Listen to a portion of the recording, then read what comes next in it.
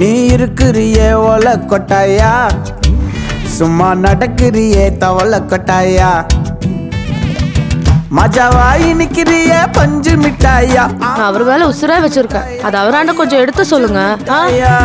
சோஜாவா படுத்துக்குவேன் ஓமடியில சாஞ்சு, சும்மா வாட்டமா இருக்கிறிய water packet மூஞ்சி.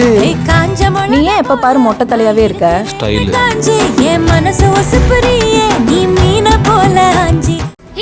சதீஷ், இப்ப நீ தேவையில்லாம பிரச்சனை பண்ணிக்கிட்டு இருக்க. நான் என்னடா உனக்கு துரோகம் பண்ண? இல்ல நான் மகேஷ்க்கு தான் என்ன துரோகம் பண்ண?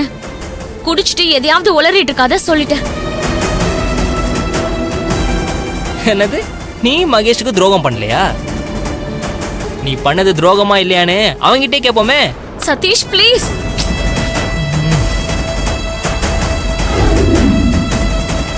பிரச்சனை பண்ணாம இங்க இருந்து போயிடு.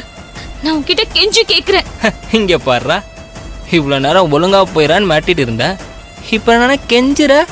அதுவும் கையெடுத்து கும்பிட்டு கெஞ்சிர? ப்ளீஸ் சதீஷ் புரிஞ்சுக்கோ. நான் உன்னை நம்பவே மாட்டேன்டி. ஏன்னா அன்னைக்கு மண்டபத்துல என்கிட்ட கொஞ்சம் பேசுற மாதிரி பேசி ரூம்குள்ள வச்சு அடைச்சிட்டு போனல, இன்னைக்கு கெஞ்சிர. பயங்கரமான ஆள்றீ நீ. உன்னெல்லாம் விடவே கூடாதுரி.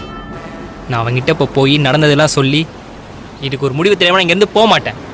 அவனையும் போக விட மாட்டேன். ப்ளீஸ்டா, வேண்டாம்டா. ஏன்டா இப்படி பண்ற? உன்கிட்ட கெஞ்சி கேக்குறேன், அவர்கிட்ட போய் எதுவும் பேசிடாத. டேய் சதீஷ், இங்க வா.